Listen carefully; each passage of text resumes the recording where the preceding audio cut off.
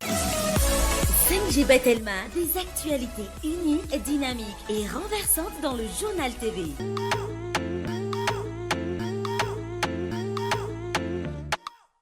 Ultranao ny fampalalam-baovao.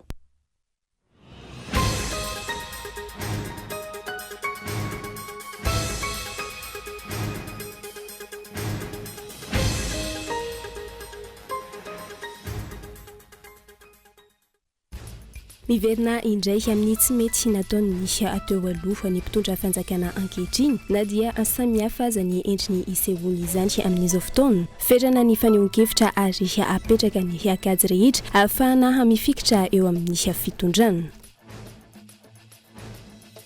Tsy mametraka ny tena rarany sy hitsy ny araka ny lalàna ny valiteny ny fitondrana avy momba ny lalam-pandrenana na ny HCC hoy ny mpamakafaka ara-politika nanaovana fanadihadiana androany manoloana ny fandavan'izy ireo ny requête izay napetraka ireo solombavambahoaka tamin'ny alalan'ny HCDDOD.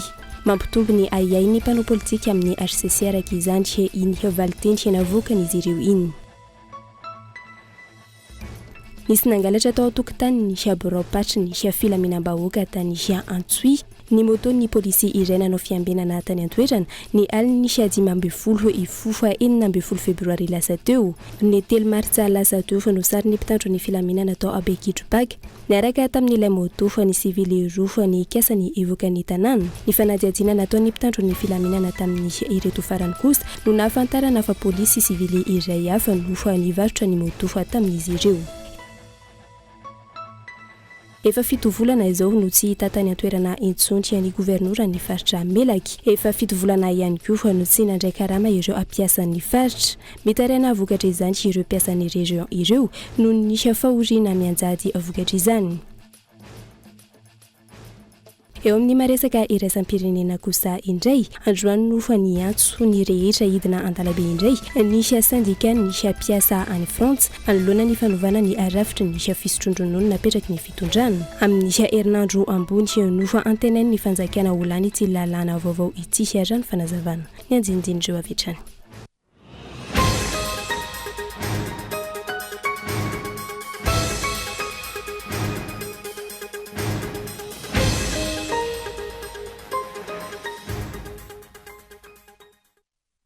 Manatra ny araba tomboky kilasy tomboky vavy tonga sondray eto anatin'ny fampalalam-baovao ny Kolo TV amin'izao alina izao ka manasanao fanaraka izany hatramin'ny farany. Miverina manao tsy mety ataony atao aloha ny fitondram-panjakana ankehitriny na dia samihafa aza ny endrika isehoany izany amin'izao fotoana.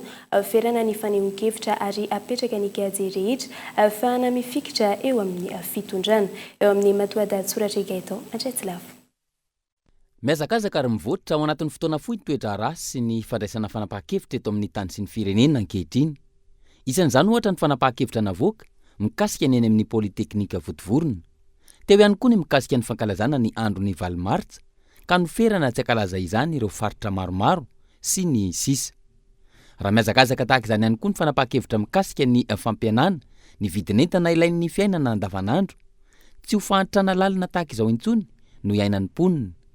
Raha miazakazaka ny fandraisana fepetra mikasika ireo mpakan-keriny sy ireo dahalo mpangalatra taova sy mpamon'olona, enany tahotra sy ny tebiteby iainan'ny vahoaka, indrindra ireo amin'ny voasokajy ho faritra mena.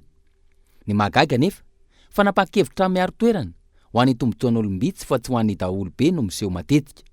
Izany hoe, fanapahan-kevitra tsy misy fiantraikany amin'ny olana ara-tsosialin'ny mponina ka mamaharaka ny tokony ho izy ireo fitarainana maro.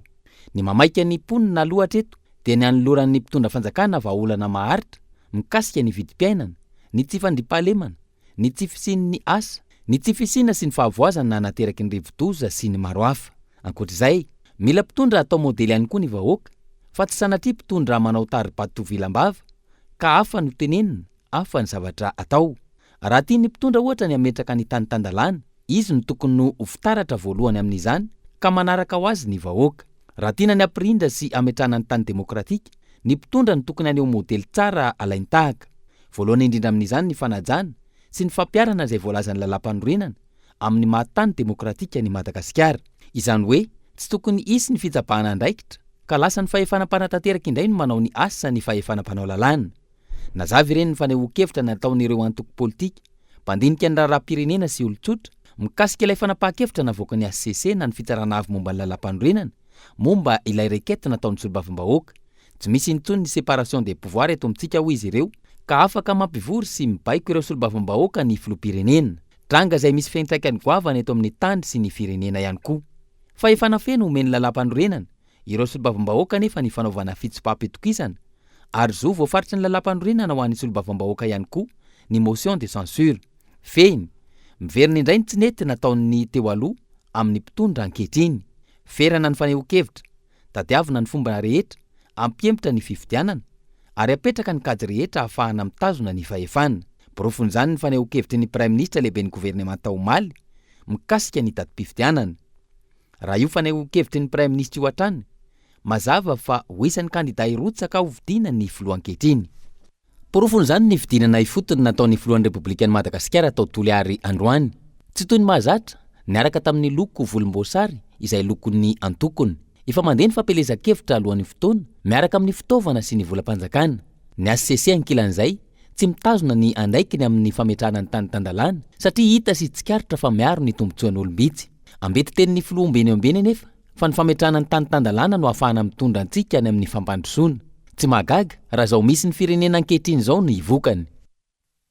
Tsy mametraka ny tena rariny sy ny intsy miaraka izany ny lalàna amin'ny lalàna ny fitsarana avy momba ny lalam-pandrorenana na ny RCC hoy ny mpamakafaka ara-politika nanaovana fanadihadiana androany manoloana ny fandavan'izy ireo fa ilay rekety izay vahoaka tamin'ny alalan'ny RCDDOD mampitompo ny ayay ny mpanao politika amin'ny RCC araka izany iny valiteny navoakan'izy ireo iny eo amin'ny fanadihadiany Henri Florian.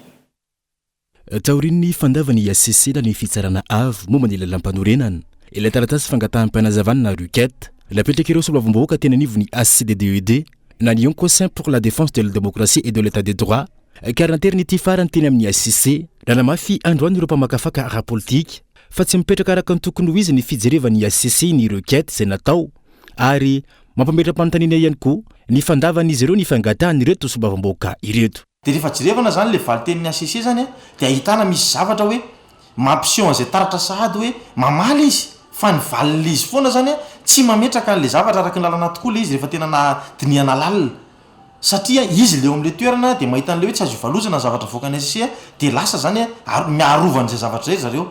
De io zany manome taratra hoe misy zavatra mitsingilaila zany atao hoe stabilité na famarina toerana eto amin'ny firenena zany raha mbola io endrika ACC io foana zany no jerevantsika rehefa ho avy le fotoana mety ilaivana an'io ACC io raha misezirina ACC zany arinany ny mpanao politika na filohan'ny androm-panjakana na mety andeha fifidianana de mety ho avy mefara amin'ny ohatr'izay daholo zany zivoaka eo tamin'ny voalohany apiditra le olona de tsy azo raisina de avy eo indray le izy azo raisina nefa ny io androm-panjakana io any no ny teny hoe tsy androm-panjakana afaka manontany makavy eo amin'ny ACC io androm-panjakana io noho izany zany ny valiny iny tokony ohatr'le tamin'ny voalohany ihany raha ny tokony ho izy. Noho izany zany misy mitombona tao anatin'iny requête nataony zareo teo anivon'ny ACDDOD iny avy amin'ny alalan'ny fangatahan'le député telo amby roapolo. Mia mitombona ankehitriny iahiahiny ireo état-major politique momba ny firafitry ny ACC izay ambaran'izy ireo fa tsy hipetraka araka ny tena ilana azy. Ny crédibilité na ny atao hoe ny asin'le ACC mihitsy zany amin'ny ankabetsahany vao mipetraka tany am-pendohana de va contesté.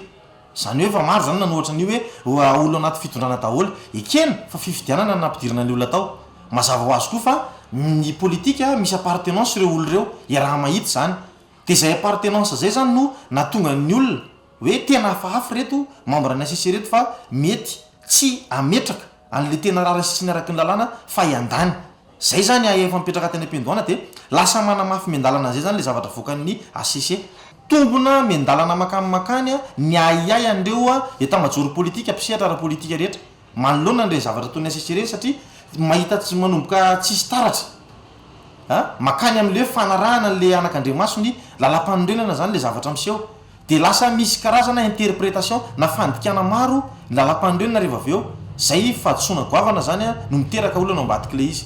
Ametrahany mpanara-baovao fanontaniana lalina araka izany fomba fiasan'ny fitsangana avo momba ny lalam-panorenana indrindra fa ny fitsangana ny valim-pifidianana filoham-pirenena ho avy eo ampanjaka ny tena rariny sy tsy naraka ny lalàna tokoa ve izy ireo sa tsy.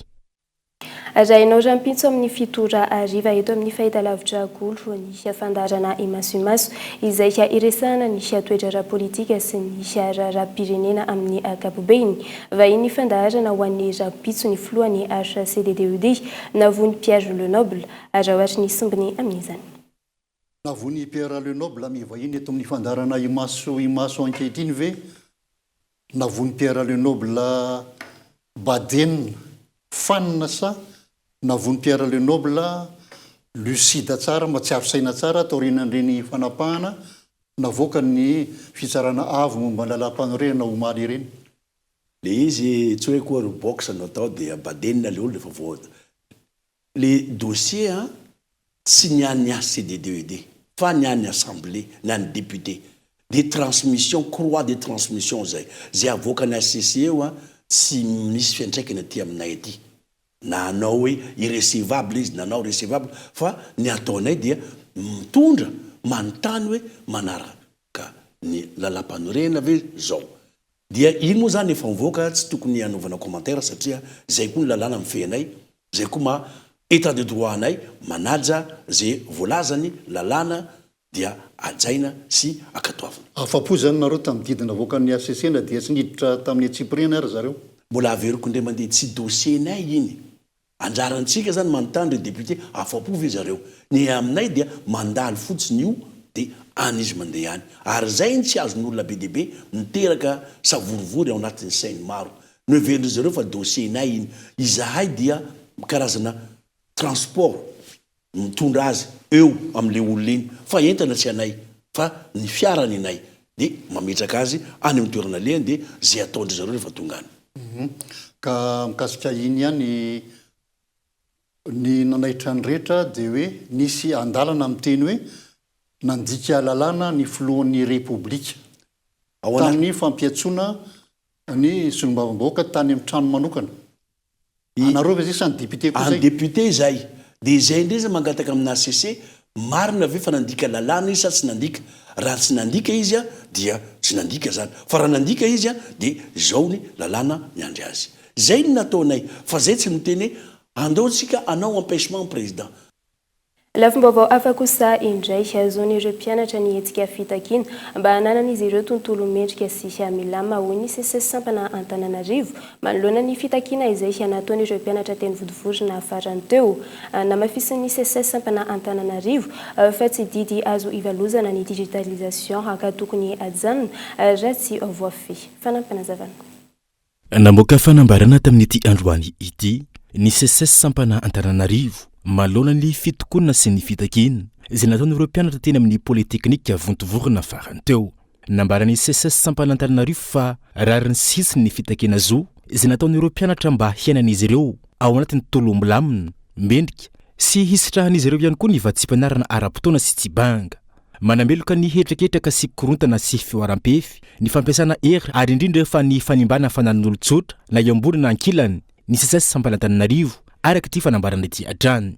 Miantso ny fandraisana andraikitra hentitra mba isian'ny vahaolana mahomby sady maharitra avy amin'ny mpitondra isan'ambaratongony ihany koa izy ireo ka tsy vahaolana vonjy-tavanandro no apetraka. Farany tsy fanekem-ponoana ny didy tsy azo ivalozana ny digitalisation ho ny CCS sampana Antananarivo ka tsy maintsy irosona na dia hita aza fa sady tsy voafehy mampitombo ny fahatiantoka tsy hita nonoana amin'ireo mpianatra nozary lasa fanararaotana taon'olombitsy ihany.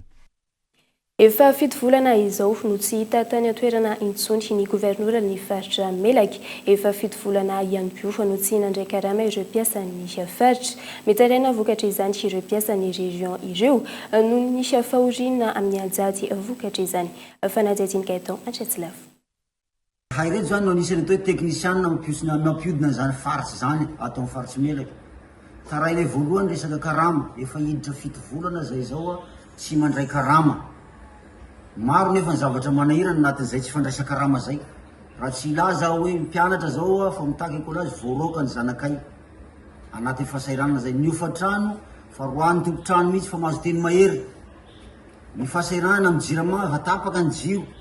Maro zany ny fahasahiranana zay tsy ary voatanisy eto aminareo eto. Ny ray aman-dreny hitarainanay efa nitety ny tanatoatra maro zay ao anatin'ny faritsy ao amin'ireo direktera zay eto an-toerana tsy mahafapo anay ny fanazavana azonay mikasika amin'izay karama zay. ny ray aman-dreny itarainanay andray matao gouvernera efa maromaro andro zay tsy eto aminay eto tsisy indaisanay nitarainay araka izany fito volana tsy nandray karama ireto mpiasan'ny faritra melaka ireto ka izao mitaraina izao fito volana ihany koa ny tsy tao an-toerana ny governorana ny faritra raha ny fanazavana ireto mpiasa ireto ankoatrany tsy fandraisana karama manjavozavo ihany koa ny hoavin'izy ireo misy zao mpiasa ECD efa 20 taona ny asan'ny faritsy melaka ho retirety amin'ity taona ity tsy mahay tsy hay hoe makaiza ny tokotaniny ny knapsa tsisy tokotaniny tsy voefa hakaiza zay rehefa retirety am'izao asanay zao fa gaga zay ndray matao filoha ka tsara zany mba iresanay am'izay mahakasika an'izay problemnay zay fahatelo sy fahaefatra manaraka an'izay a tena gaga zahay atao anatin'ny faritsy melaky fa faritsy anisan'ny tena faritsy atao hoe mpanakarena ny faritsy melaky raha mita amin'ny faritra rehetrarehetra eto Madagasikara iresaka hoe andranomasina manana trondro zahay ato makamba sy ny karazany anananay faritsy melaky zany iresaka zay antanimbary antanety manana zay tanimbary bevatabe midadasika anakiroa ato iresaka zay resaka tourisme anananay zany tsingidy be mara tsingidy be anka tena anisany tena ataotsika hoe fototsy ny Madagasikara mihitsy ny faritsy melaky iresantsika ny rerakibon-tany anananay vato zany anisany mampirere atsika ato mihitsy zany ka zay mahatonga anay mitaray hoe faritsy melaky tena anisan'ny faritsy mpanakarena nefa anisan'ny faritsy tena farany mijaly satria zay fampiasan'ny faritsy moa zao mitaray zao ambety tenin'ny filorany hoe tsy hisy faritra ho adino eto Madagasikara ka antony nanendrena ireo gouvernoura isaky ny faritra mampametra-panontaniana ny zava-mitranga ao amin'ny faritra melaky amin'izao fotoana hoy ireto mpiasa tsy nandray karamany tao anatin'ny fito volana ireto tsy misy ihany koa raha ny fanazavana izy ireo ny foto-drafitrasana joro anomezana tosika ny mponina ao an-toerana ny énergie nucléaire no hoaviny ny angovo maneran-tany hoy ny teo anivo ny INSTN na ny Institut National des Sciences isha technique nucléaire ny INSTN izay manaramaso ny fampiasana ireo fitaovana nukleary ireo eto amin'ny tasiny firenena araky ny iraka nomeny ny fanjakana azy ireo fanampanazavana misy misandoka ka mamoaka voka-pikarohana tsy araka ny tokony ho izy ireo toeram-pitandrahana eto amintsika hoy ny eo anivon'ny INSTN na ny Institut National des Sciences et Techniques Nucléaires zay tsy nafantatra mihitsy hoe izanizy io dia avia izy io fa teo atao analyse mandovolo ohatran'ny client rehetrarehetra dia namelay azy ny vokatra kajy gaga zay avy eo mamoaka conclusion hoe INSTN nanao ny analyse nyty dia marina aloha fa INSTN nanao ny analyse fa tsy nanaovanay étude tsy zay mihitsy fa le olona tompony le client nitondra azy taty no tompony le étude hatramin'izay incident zay mitandrina ihany zay rehefa hoe pikaroka fa nanomboka tamin'iny zay dia raha vao fantatro hoe pikaroka no mitondra analyse dia ampanaovinay convention de recherche dia amin'izay afaka manara-maso an'le asa atao asa pikaroana ataony zareo mba tsy hiteniteneny foana hoe impliqué na ny INSTN nefa ny INSTN tsy tompona andraikitra amin'le vokatra tsy aivina manara-maso ny fampiasana ireo fitaovana nukleary eto amin'ny tany sy ny firenena no iraka nomeny fanjakana ny INSTN na ny Institut National des Sciences et Techniques Nucléaires isan'ny raha maso akaiky amin'izany ireo orinasa mampiasa fitaovana nukleary sy ny hopitaly ary ireo toeram-pitrandrahana isan-karazany any amin'ny hopitaly ohatra aray maso akaiky ny radiographie sy ny téléthérapie ankoatra ireo arahina maso akaiky ihany koa ireo laboratoire de recherche eto amintsika omena dosimetre izay amarinina isaky ny 3 volana ny piasa amin'ireny toerana ireny ireo antsoina hoe radioprotectionniste no manao ny asa eny amin'ireny toerana voalaza ireny ka ny INSTN no manao ny fanaraha-maso ankapobeny ho an'ny toeram-pitandrahana ny radioactivité no anaovana fanadiadiana ary any anatin'ireny minéraux radioactif mitondra radioactivité reny no tsaraina rehefa manao analyse dia ahitana ny hoe firy ny thorium ao anatiny firy ny uranium ao anatiny firy ny potassium ao anatiny ary arivotra moa dia firy ny radon ao anatiny ka raha izay zavatra zay ny diniana tsy misy ao anatin'ny cortège minéralozika ny thorium sy ny uranium fa monazite sy zircone porteur de minéraux radiation radioactif. ankoatr'ireo misy olo tena ny AIEA na ny Agence Internationale de l'Énergie Atomique eto Madagasikara ny INSTN. Ity faran'izay nanamafy fa ny énergie nucléaire no avy ny angovo baderan-tany. Voalohany indrindra izy énergie verte, zany hoe amin'ny centrale nucléaire tsy mamoaka carbone, zéro émission de carbone, donc efa classé ao anatiny énergie verte. De manaraka an'izay izy ny tena hoe énergie matanjaka, afaka mamatsy tanan-dehibe, orinasa lehibe maromaro, zany hoe mitovitovy na mihoatra ny énergie hydraulique, centrale hydraulique ny vitany centrale nucléaire amin'ny resaka centrale nucléaire, amin'le angovo zany, famokarana angovo. Ny rano ange zao efa tsitsitsiny, e rano tany efa manomboka mitsitsitsy ny rano, dikan'izay zany efa angovo manomboka osaosa, tsy azo antoka intsony fa aharitra io angovo io. Tokony hijerena dian'izao raha ny fanazavana ny fahafahana mampiasa ny énergie nucléaire eto Madagasikara. Isika izay isan'ny manana angovo betsaka, na avy amin'ny rano, na avy amin'ny masoandro na ny rivotra sy ny maro hafa. Tsy mbola miverina misokatra hatramin'izao ny rovany amin'ny Manjakamiadana izay hanodradradradrainy fa afaka ho sitrany vahoaka rehetra hampiroboroboana ny sehatry ny fizahantany. Ela loatra ny fikatoana hoy ireo ampiseradisy ka misy fiantraikany betsaka amin'ny asan'izy ireo, fikatonana izay mampiepitra ihany koa ireo mpizahantany. Fanadihadiny Ilarisy Nasolonena. Manodidina ny 7 taona izao no nikatona ny rova Manjakamiadana taorian'ny lazana ny fanarenana azy. Ela loatra hoy ireo ampiseradisy aty an-toerana ny fanakatonana izay misy fiantraikany amin'ny fitadiavan'izy ireo, indrindra ireo mpizahatany izay diso fanantenana isaky ny tonga eny an-toerana noho ny tsy fahafahana mitsidika ao anatiny. Efa taona eo zany, efa taona satria 2019 no nanomboka nikatona ny rova, de soso fa 2023 efa ela ihany zany satria raha momba ny mpitsidika raha dia mangita eta daholo na ny vahiny na ny antoerana, tsy nisy mihitsy aloha satria le asa zany efa ela be nanomboka dia tsy afaka mihitsy zany zareo ilaza na izay koa dia anatona azy momba an'izay fa dia miatra ny fahefana fotsiny zany. Noho ny asa eto efa fivelomana, miezaka mitondra ireo mpizahatany mampafantatra avy ety ivelany ireo mpiseradisy. Na izany aza, maro ireo vahiny no miverin-dalana raha vao maheno fa tsy azo idirana ao anatin'ny rova. Zao hoe raha tokony tao anatin'ny rova no mitsidika manao tory tao, dia iny ihany toy izany fa avy ety ivelany manao tory zany zay mba mahita an'le tendrombohitra misy tantara rehetra ihany koa sy ny momba ny tantaran'ny mpanjaka, satria fa mba misy ihany koa ny provisoire eo amina atsanay zany dia tsy maintsy demerte zany zay avy ety ivelany hoe manohy ny asa fanaonay ihany, fa ny guide zany dia tsy maintsy présent foana, tsy maintsy tonga foana, tsy maintsy ny didy miandraikitra ny toerana ihany zany no ajainay momba an'izay. Tsy ireo mpiseradisy ihany no misedra olana manoloana izay, misy ihany koa ny fahatsiantoka ho an'ny fanjakana no ny sehatry ny fizahantany isan'ny mampidi-bola betsaka anaty kitapom-bolam-panjakana. Mialohan'ny hidirantsika amin'ny tapany faharoa ny fampahalalam-baovao hisendrikelintsika eto anatin'ireto tokavaritra ireto. Tahoary.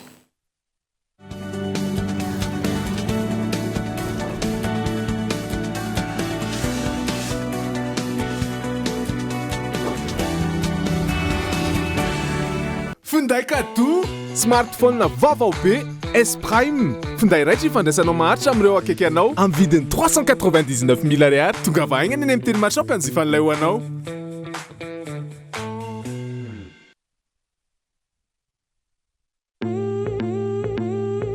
reko fa afaka baky anao raha sefy ianatra izy mbola tsaiko aloha atreto mieritreritra hoe amy fianarana any tsy mena mitaha am'izany ny prime zany ny orinasa ngeza ary matokasa sady tena mora paraky zay mora ny écolage ny prime tamin'ny 2007 defa nisy donc azo antoka ny azahoana ny baka plus ara-dalàna tsara mihitsy ny diplôma flera bdb fa miankina aminao foana ao ny gestion sy ny management sa ianao tsy te hitantany orinasa mba 20 za te anao commerce et marketing de inona ny tsakanesana amin'ny prime paramédico communication droit anao ny soa fa za mionina amin'ny niveau T3 misy iprime madoly zay ale andrangà tanantsirabe tamaga majoenga mpampianatra betraike fa zatrara dokotera professeur magistrat sekolo manara-penitra ny sady mampazoto mbola tsisy nianatra tato ka lasa jolam-boto mba jereo anefa lasa ministra zao rakoto raso lasa zisketaka lasa radoko enao sisan'endrasana fizaha efa tao iprime raha de ho tafahoatra anay zao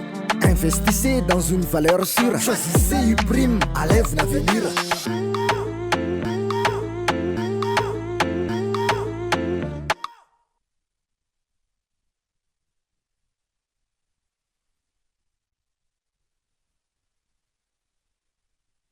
Laissez-vous tenter par les nouvelles saveurs de la vache qui rit. Emmental, savoureux à souhait pour réveiller vos papilles. Light, allégé en matière grasse pour ceux qui veulent garder la ligne. Fromage rouge, le goût prononcé de lait d'âme pour sublimer vos repas. Extra crème, si crémeux, si onctueux pour les amoureux de fromage gourmand. Disponible dans les grandes surfaces et les supérettes. La vache qui rit parce que c'est bon de rire.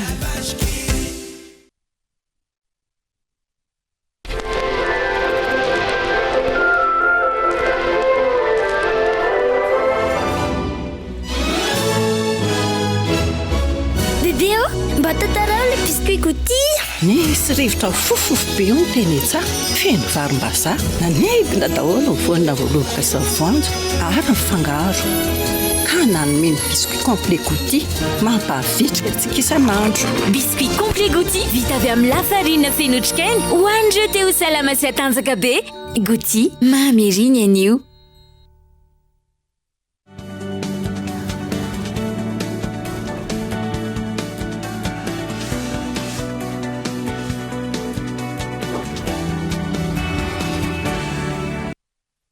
Ny akon'ny fandalovany rivodoza Fredy no anokavantsika ny tapany faharoa ny fampahalalam-baovao tanàna maro no mbola miaina anatin'ny rano vokatry ny fandalovany rivodoza Fredy amin'izao fotoana atahorana hiteraka aretina ho an'ireo mponina indrindra ho an'ireo ankizy izany zavatra izany ohatra ny mponina any an-toerana ka anaovana antsoavo amin'ny fitondram-panjakana fanampanazavana.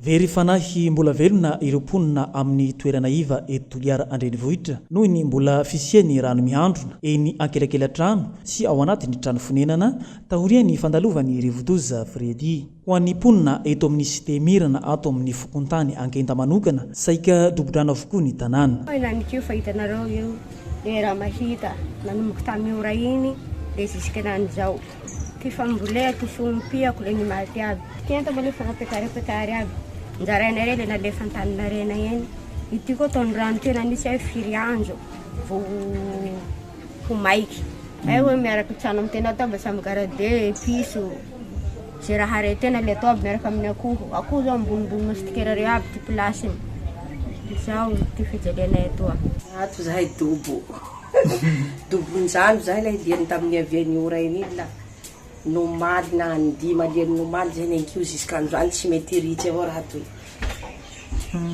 la tena ty tombonay atao lafa masamasaky manitsaky rano avao na fijalea la mba mitarainy fanjakana mba hangala rano aminay to fa tena ty fidinany zahay la matory ambony rano avao saky haly ka andro maromaro vaoritra ireo rano ireo ho iatrany ny fanazavana ary atahorana hiteraka aretina ka miantso ny tompona andraikitra mahifa izy ireo hitondra vahaolana haingana manoloana izao toejavatra iainan'izy ireo izao. Ty afaranany toy izao mety hiteraka arety raha io aby fa mikomansy misy fofo zay amin'izay mba angatahanay le tena laha ela io laha mbo hipetsaka avao aloha androany amaray herinandro anakinay maliniky toa la tahora ty arety moky fa tsy volany ivelany mbaroa fa mba angatala mba misy motopop hangalaka an'io mba vasa mba ho hafa vasa ty rano ty ma tena problème io fialany rano mbola fa afaka anay moa rano ty dia mba afaka manarina zay tokony harenina eo zahay mipetraka eny amin'ireny sekoly natokana andraisana traboina ireny ireo tokantrano sasany saingy miaina ao anatin'ny tebiteby izy ireo ankehitriny noho ny mbola fisiany rano miandrona amin'ny toerana misy azy ireo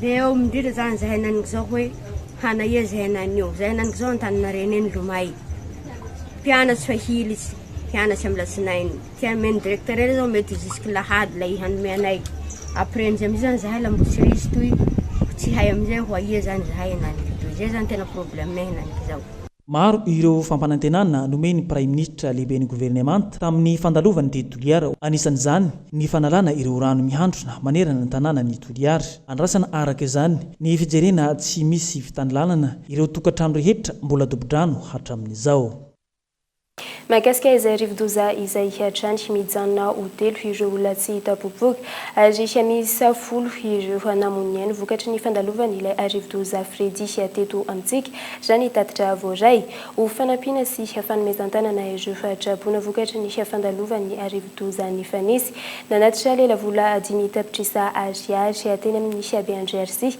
nisy anany vao miaramaleo tena misana ny fifidianana mbola mijanona hotely ireo olona tsy hita ary misy 10 ireo namoiny ainy vokatry ny fandalovany ilay rivodoza Fredy teto amintsika raha ny tatitra ofisialy navoaka ny BNGRC omaly misy araiky amin'ny 707 alina amina tokantrano misy 429 alina avy amin'ny faritra 5 no traboina misy 720 ireo toeram-pianarana dobo-drano 720 ireo nahitana fahasimbana ary mitotaly 770 ireo toeram-pianarana arava tanteraka ho fanampiana amin'ny fandraisana an-tanana ireo traboina nanolotra lela vola 10 tapitrisa ariary tena nivo ny BNGRC fohibeny ao anivon'ny CENI na ny vaomeram-pirenena maleo tena misahana ny fifidianana fanehoana ny fiombonapo sy firaisan-saina vokatry ny fandalovany rivodoza hatreny izao sy Fredy teo satria tao ny namoiny avana tao ny mela takaitra ary tao ny traboina vokatry zany fandalovany rivodoza zany ka dia zay no antony natonga anay teto mba nitondra ny fankahirezana ho an'ireo mpiray-tanindrazana ary nitondra ihany koa ny fandraisana anjara avy amin'ny fianakavian'ny CENI ary nitondra ny fankahirezana ihany koa ho an'ireto mpiasa ny BNGRC reto atreto faritra maro no mbola dibo-drano vokatry ny fandalovany ilay rivodoza raha ny loharanom-bavao azo mbola misy hatrany amin'ny herinandro vao hiaina ny rano ho an'ny ankamaroany ireo faritra ireo eo amin'ny lafiny famokarana kosa indray tsy mitsahatra ny hena sy simba ny Kelton ny vokatra any amin'ny faritra Vakinankaratra amin'izao fotoana noho ny fiovaovan'ny toetrandro misedra olana vokatra izany ireo tantsaha izay manodidina ny 700 ny mponina antony hena tonga ny fikambanany teraky ny faritra Vakinankaratra nanao hetsika fambolekazo hiadina amin'izany fiovan'ny toetrandro izany fanampanazavana hoentiny Ilary Nasoloniana isan'ireo misedra olana vokatry ny fiovaovan'ny toetry ny andro noho ny fahasimban'ny tontolo iainana ireo tantsaha any amin'ny faritra Vakinankaratra amin'izao fotoana ity faritra ity izay tantsaha avokoa ny ankamaroan'ny mponina na ny 700 raha ny fanadihadiana miaratsy hatrany ny vokatra ankehitriny noho ny fiovan'ny toetry ny andro ka nandray andraikitra hiadivana amin'izany tamin'ny alalan'ny fambolekazo teny Ampangabe ny fitevana ny fikambana ny teraky Vakinankaratra sampana Antananarivo fambolekazo moa zany dia adidy lehibe ao ataon'ny fikambanana sy ataon'ny olo-pirenena rehetra ary manana matsiaro tena manana didy an'izany ny fitevaka na nateraka izany androany satria raha mahalala fa ny mamboly hazo dia mitovy amin'ny hoe mamelonaina satria ny hazo dia anisan'ny hoe manadio ny rivotra manatsara ny tontolo iainana ny hazo ihany koa dia miaro ny loharano tsy horitra zany hoe manome loharano zany ny hazo midika an'izay zany dia ny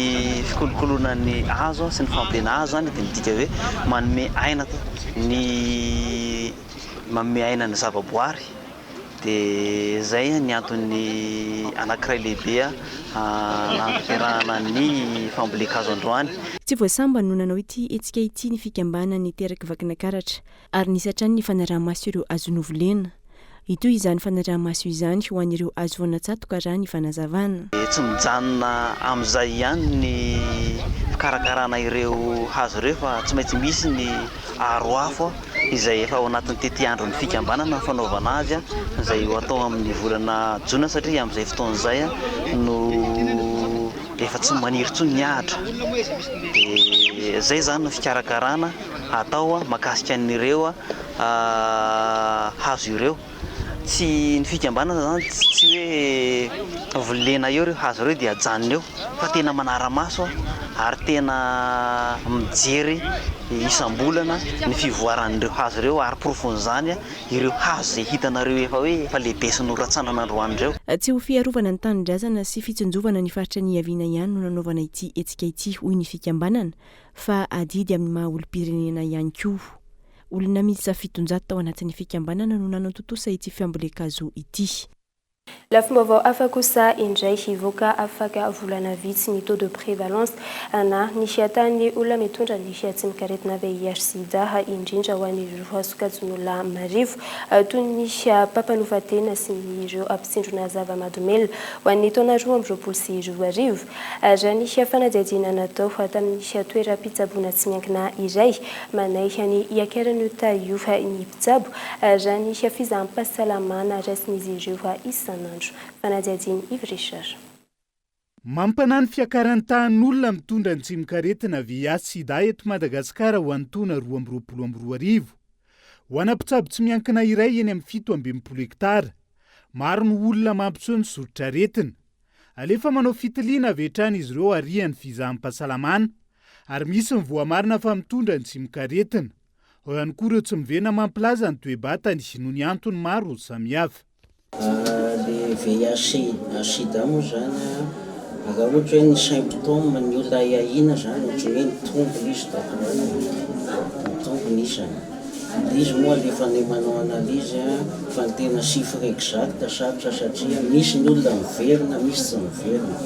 Misy zany positiva dia manokatra an'ilay aty dia alefa any amin'ny toeram-pitsaboana manokana fa misy zany tsy miverina zareo dia tsy fantatra na positiva na negativa. Fa raha le symptôme manifserony zany dia hitanao hoe mitombo. Dia cas suspect zany mitombo. Tanora ny betsaka dia ny eo amin'ny 7-10 taona. Ny fisiana olona ahina ho mitondra ny tsim-karetina tsy manamarina ny toe-batany ahafahana manaraka fitsaboana avy hatrany na tsia no isan'ny antony mampianaka ny VIH/SIDA amin'izao fotoan'izao. Andalam-pamolavolana ny vokam-panadihadiana nataon'ny taona 2022 ny Stady sy ny mpiara-miombona antoka aminy. Hijerena ny fivoaran'ny tahan'ireo olona mitondra ny tsim-karetina. Isan'ny hojerena manokana anatin'izay ireo sokajin'olona marefo amin'ny fianaka ny VIH/SIDA. Telo zany ny ankety, zany hoe ankety ihany zany le izy mahakasika ny MSM dia ny anaky faharoa ny population cible anankiray zany lay professionnel de sexe dia avy eo zany misy population cible fahatelo zany le CDI amin'le drogue zany le manao injection na drogue dia ireo zany ohatrany hoe population clé zay zany ny antsoina azy dia ny indicateur de prévalence tsika moa zany manao suivi hoe raha ohatra ka fantatra zany ny tamin'ny 2016 eo moa hoe eo amin'ny 5% eo zany no afantarana an'izay de manière globale fa io moa samy manana ny arakaraky ny sokajiny dia tokony ho firy izy zany amin'izao fotoana itenenantsika izao 2020. Zava-dehibe ny fivoahany io tarehimarika ahafahana mandrindra amin'ny paikady hiadiana amin'ny fianaka ny VIH/SIDA eto Madagasikara ankehitriny. Ny tsim-karetina izay mampanahy indray tatoato indrindra tany amin'ny faritra Boeny izay lasa faritra mena laharana fahatelo aoriana Lamanga sy Antsiranana amin'izay taux de prévalence izay. Tsy lahatra-pahameny ny fitondram-panjakana ankehitriny ny fanarenana ny sehatra ny fandrarana ho ny fikambanana ny tanora Bandrara tokony isy manoloana izany ny famatsiana arabola sy fampiofanana ireo tanora Bandrara hiditra ao anatin'ny sehatra Matiana. Fanampanazavana. Mikatso ny tontolo ny fandrarana ankehitriny, vokatry ny tsy fisian'ny tohana arabola sy ny fampiofanana Matiana ho an'ny Bandrara.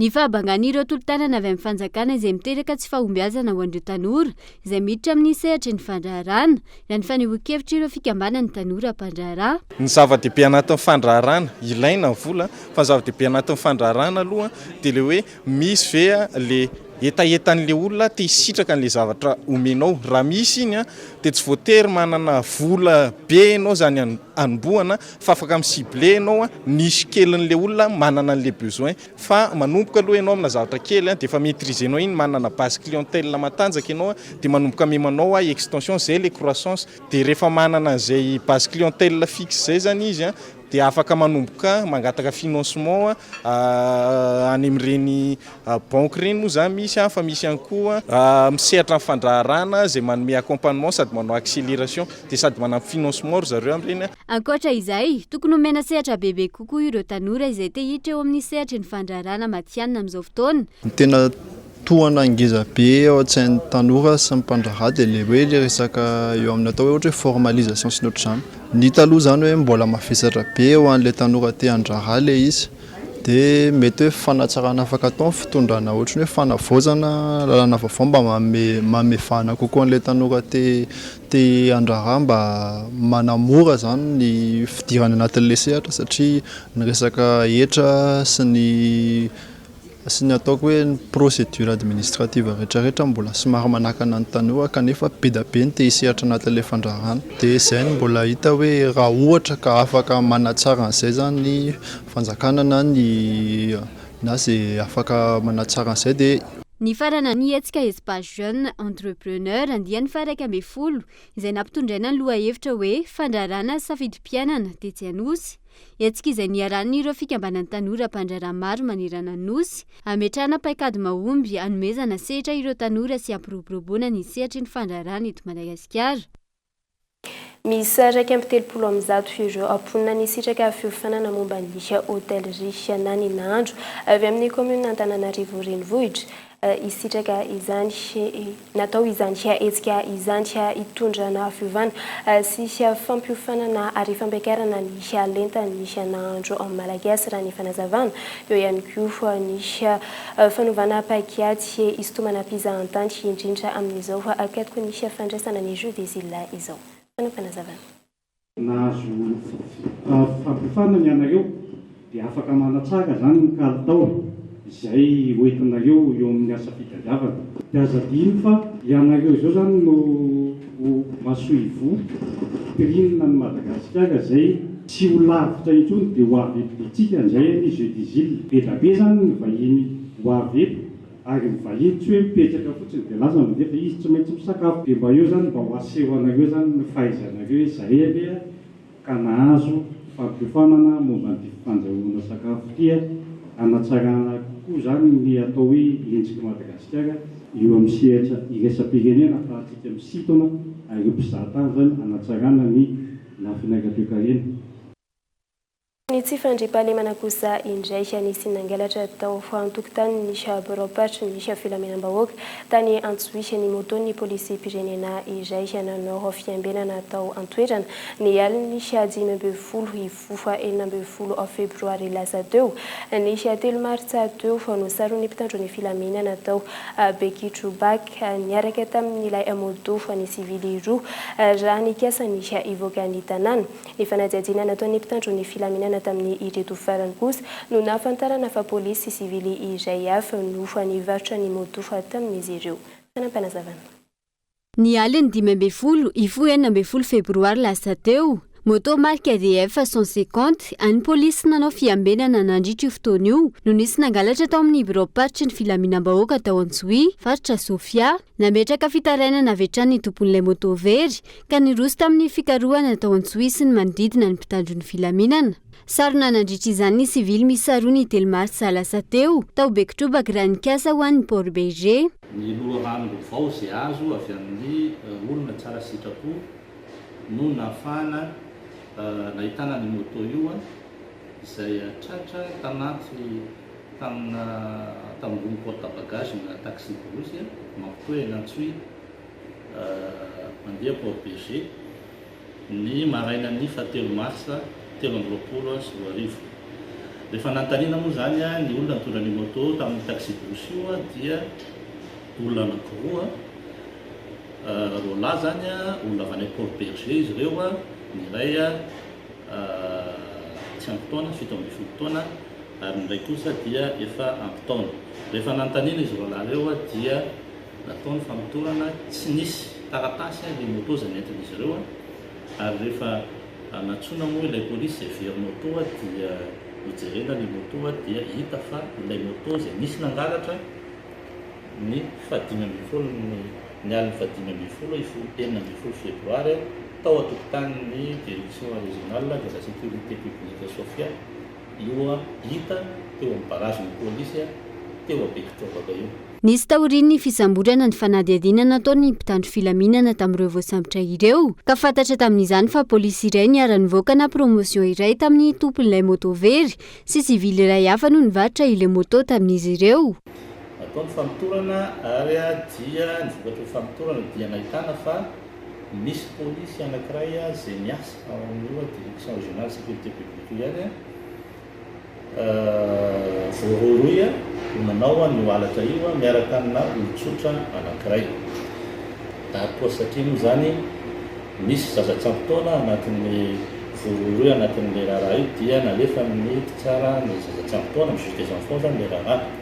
Niakatra fampanoavana tao amin'ny fitsarana ambaratonga voalohany tao Antsoina 7 martsa teo ny raharaha ka nahiditra ponja vonjimaiky ireo sivily misa 3 raha miandry autorisation de poursuite na fankatoavana avy amin'ny ministera ny filaminam-bahoaka kosa ny fanenjehany ilay polisy iray hafa araka ny sata sy lalàna ny feny polisy pirenena andrasana no mety ho toy ny fanenjehany ity polisy voaroiroy tamin'ny halatra moto ity isy ny fitoviana eo amin'ny fampiarana ny lalàna.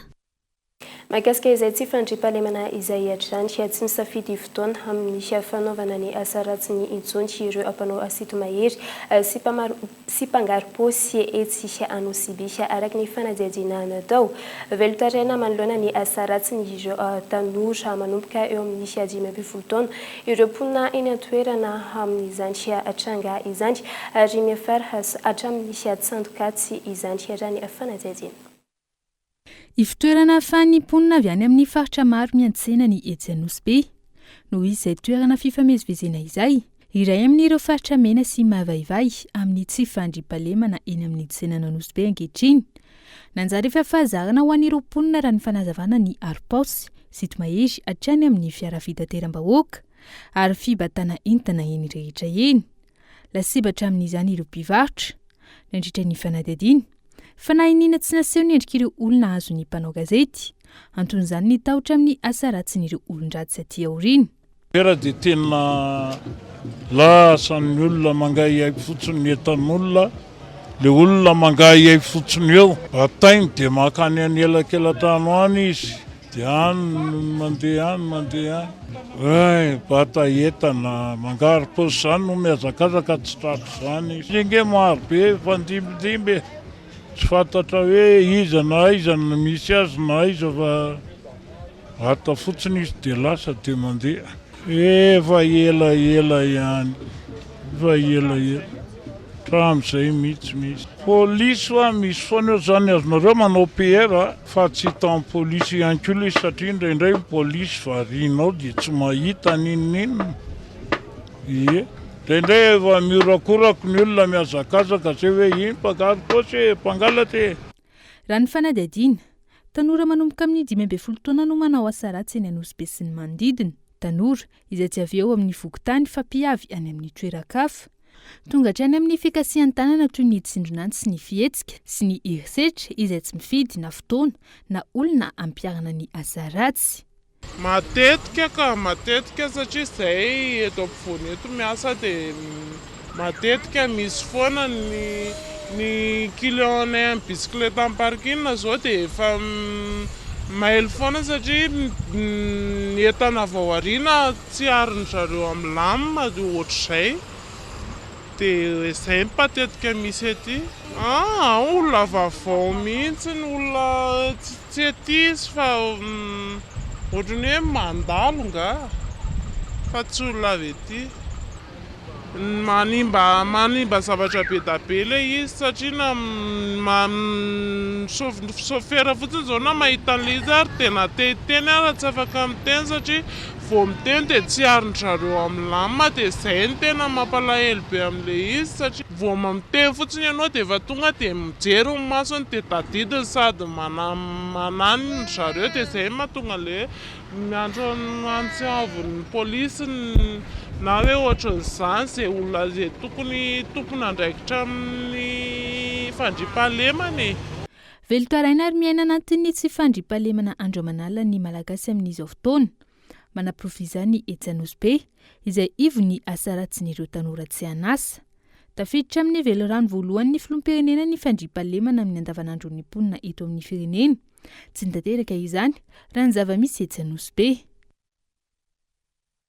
Eo amin'ny maresaka iraisam-pirenena kosa indray androany no fanantsonina ny rehetra hitina andalambe ny sindika ny mpiasa any Frantsa manoloana ny fanaovana ny rafitra fisotrondronono napetraka ny fitondram-panjakana amin'ny herinandro ambony no faeritreretin'ny fanjakana olany ity lalàna vaovao ity raha ny fanazavana fanadidiny eo amin'ny sarin'ny France 24. Miditra amin'ny andiany fafito ireo mpanohitra ny fanavaozana ny fisotrondronono ao Frantsa. Ny antso anao fihetsiketsehana indray ireo sindikan'ny mpiasa ao Frantsa any Oasabotsy anohitra ny volavolan-dalàna napetraky ny gouvernemanta. Ampitombo ny fihetsiketsehana sy ny fampisehoana ery vaovao izy ireo amin'ny fanoherana izany amin'ny herinandro manaraka io, herinandro izay antenainy ny gouvernemanta fa hisy fanavaozana tanteraka aorian'ny fanapahan-kevitra ny parlementaire. Mandidina ny 200 ny fihetsiketsehana izay andrasana ao Frantsa manoloana izao fanoherana izao ary mandidina ny iray tapitrisa eo ireo mpanao fihetsiketsehana ao Paris. Hosarotra ny fiafaran'ny herinandro amin'ny lafiny fitanterana raha ny fanazavana vokatra izao fihetsiketsehana izao. Tsy misy ahina kosa ny mahakasika ny solika any an-toerana amin'izao ary amin'ny 15 Martsa ho avy izao no andrasana indray ny fihetsiketsehana manaraka. Izay lafim-baovao izay tomboky lasy tomboky vavy no entinay mamarana ny fotoana ny fampahalalam-baovao amin'izao alina izao ankasitrahanainao tany tokantrano tany nanaraka izany hatramin'ny farany veloma tompoko.